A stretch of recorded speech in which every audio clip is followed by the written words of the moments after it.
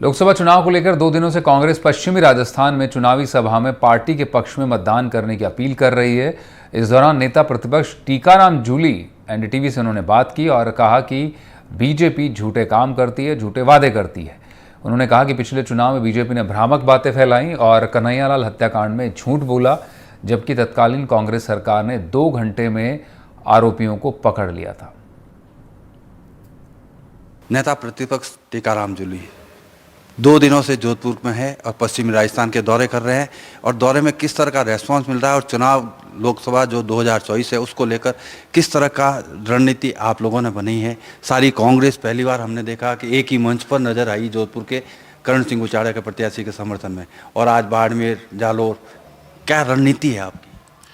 देखिए, रणनीति तो यही है कि जो हमारी नीतियां हैं वो जनता तक पहुंचे और जो बीजेपी ने झूठे वादे जनता से किए थे वो भी जनता तक पहुंचे। क्योंकि आज जिस प्रकार से बीजेपी ने भ्रामक समाचार फैलाकर झूठी बातें बोल बोल के, जिस प्रकार से पिछले इलेक्शन के अंदर भी ये कहा कि कन्हैयालाल हत्याकांड के अंदर 5 लाख रुपए दिए हैं और दूसरे केस के अंदर 50 लाख रुपए दिए, जबकि एकदम झूठी बात है। कन्हैयालाल हत्याकांड में 50 लाख रुपए मुख्यमंत्री जी ने दिए, दोनों बच्चों को नौकरी दी और 2 घंटे के अंदर आरोपी को अरेस्ट कर लिया। तो इससे बढ़ के सरकार क्या कर सकती है? और फिर बीजेपी के नेता उस चीज को बार बार झूठ बोल के जनता को बरगलाने का काम करते हैं। तो आज हम लोग जनता के बीच में जा रहे हैं, लगातार बड़ी बड़ी मीटिंगें, आपने देखा होगा 50,000 से अधिक भीड़ कल जोधपुर में थी, उससे भी अधिक भीड़ आज बाड़मेर के अंदर थी। लगातार जो है कारवां जो है बनता जा रहा है। लोगों ने अब ये तय कर लिया है कि जो बीजेपी बार बार झूठे वादे करके जनता के बीच में आ रही है वो चलने वाला नहीं है। आप देखिए, युवाओं के लिए कोई विजन नहीं है, किसान के लिए कोई विजन नहीं है, देश किस प्रकार से तरक्की करेगा कोई विजन नहीं है। किस तरह से ये तो मुद्दे आपने गिना दिए, भ्रष्टाचार और बीजेपी झूठ बोल रही है, लेकिन कांग्रेस का मैनिफेस्टो किस तरह का होगा? 6 तारीख को आपके जो राष्ट्रीय अध्यक्ष आ रहे हैं, सोनिया गांधी जी आ रही, क्या मुख्य बिंदु लिए जाएंगे उस मैनिफेस्टो में, क्या लगता है आपको?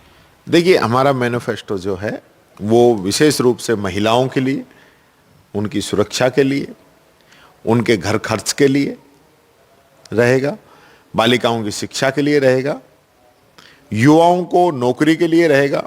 30 लाख जो पुरानी नौकरी पेंडिंग है भारत सरकार के अंदर, जो पद रिक्त हैं उनको भरने का रहेगा, युवाओं को अच्छी स्किल डेवलपमेंट देने के लिए रहेगा, उनको नए स्टार्टअप देने के लिए रहेगा, किसान के लिए उसकी एमएसपी मिले इसके लिए रहेगा, अग्निवीर योजना को बंद करेंगे इसके लिए रहेगा। ये सारी चीज़ें, गिग वर्कर है, सामाजिक सुरक्षा है, मजदूर की सुरक्षा है, इन सब चीज़ों के लिए हमारा मैनिफेस्टो जारी हो गया है और 6 तारीख को उसको सोनिया गांधी जी, खड़गे जी यहाँ आएंगे और उसकी शुरुआत जयपुर से करेंगे।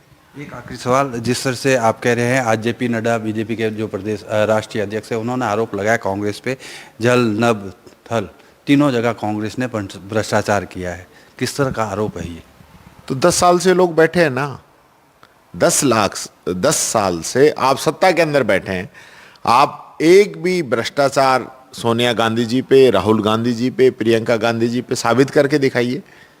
जिस परिवार ने अपना सब कुछ, पंडित जवाहरलाल नेहरू उस समय सबसे अमीर व्यक्ति थे, उन्होंने अपनी पूरी प्रॉपर्टी दे दी, 10 साल से अधिक वो जेलों के अंदर रहे।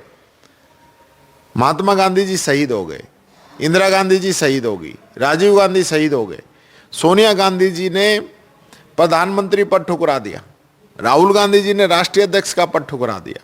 ये रहते, अगर सत्ता के अंदर ही रहते, इतनी इनका कोई बात होती तो ये आज किस पद पे रहे हैं कि मंत्री, मुख्यमंत्री, प्रधानमंत्री बन सकते थे, नहीं बने। इनके खून के अंदर इस देश की सेवा करने का जज्बा है और बीजेपी बिना बात की बात करती है। भ्रष्टाचार, अब 10 साल तक आप लोग रह गए तो 10 साल में भ्रष्टाचारियों का अंदर क्यों नहीं किया? जिन पे आप भ्रष्टाचार के आरोप लगा रहे थे उन लोगों ने बीजेपी ज्वाइन कर ली तो वो तो पाक साफ हो गए। यानी कि कह सकते हैं जेपी नड्डा ने भ्रष्टाचार के जो आरोप लगाए हैं उसके बारे में टीकाराम जूली का कहना है कि 10 साल से केंद्र में उनकी सरकार है, फिर उन्होंने भ्रष्टाचार के खिलाफ क्यों नहीं कोई कार्रवाई की, और इस चुनाव में वो जो अलग अलग जनता के जो मुद्दे हैं उनको लेकर मैनिफेस्टो जो तैयार किया गया उसको आने वाले दिनों में 6 तारीख को सोनिया गांधी और जो खड़गे जी हैं वो उन्हें जनता के बीच में लेकर जाएंगे। एनडीटीवी के लिए अरुण हर्ष, जोधपुर।